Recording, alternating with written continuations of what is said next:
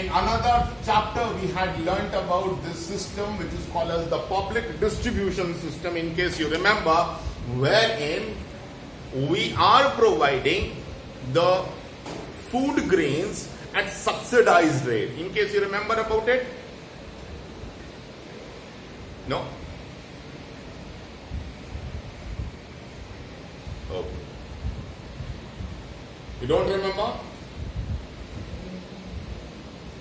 The government of India in 1977 started a new program which is called as the public distribution system. By 1977, we were in a position, we means we are talking about the government of India was in a position to have sufficient stock of food grains. Previously, we were importers, and by 70s, we were exporters. We were selling out the grains, the pulses, the oil to various other countries. So what the government did, it started collecting some extra food grain and stocking it. When I say stocking, we call it as the buffer stock.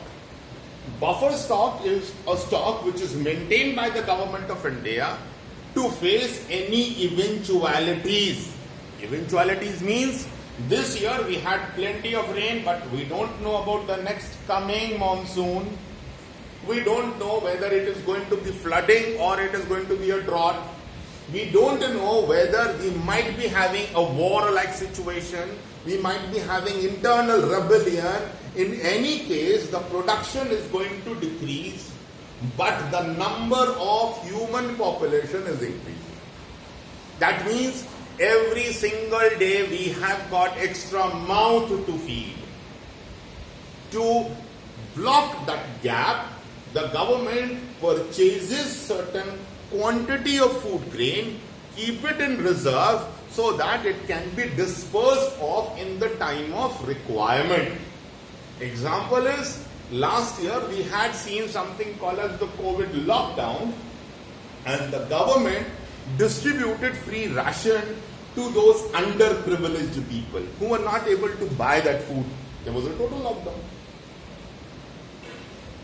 So suddenly the government started growing wheat, got the wheat and then sold it or gave to the people. No, it was already in the stock, and this is the public distribution system, and there are various outlets which are called as the fair price shop, FPS. So FPS is basically the outlet. Public distributed system is going to reach to the people, but how? They have opened small shops from where you can show your identity card, which is the ration card, and you can get the products. That is your I-card basically, that you are entitled to get those products. This public distribution system is again a method in which those who are underprivileged, those who are poor basically, they will not be bearing the fire of price rise. Today, we are fortunate enough, all those who are sitting in this room, that we can purchase the wheat at a price of 40 rupees a kg or 60 rupees. For us, it doesn't really matter. But there are certain people who cannot even face a fluctuation of 1 rupee. If the wheat was being sold at 17 rupees a kg and suddenly the price increased to 18, they are not in a position to afford it. So for these people who are underprivileged, who had been not given the opportunity to earn that much, for them we have done a system generated in 1977 which is called as the public distribution system. So what does it do? It is acting as a blockade. रुकावट पैदा कर रहा है किस चीज के अंदर में? To all those people who cannot actually afford a high price product, purchasing capacity is not present, they will be provided the same quality of the food grain at a lesser rate. In case you remember about Ma Annapurna Yojana, remember about it? So what we were doing, we were selling or giving the wheat for 2 rupees a kg. we were giving the rice for 3 rupees a kg. What exactly is happening? We are seeing that the government is paying the subsidy. Subsidy in the form of the difference of price purchased and the selling price. Wheat was purchased for 15 rupees a kg but is being sold at 2 rupees a kg. So 13 rupees per kg is the amount which is given by the government in the form of subsidy. So what exactly is being done? We are trying to protect, put a barrier. There are certain people behind this circle who will not face the price rise problem, and they will not be exploited. So this is another method where we see the public distribution system.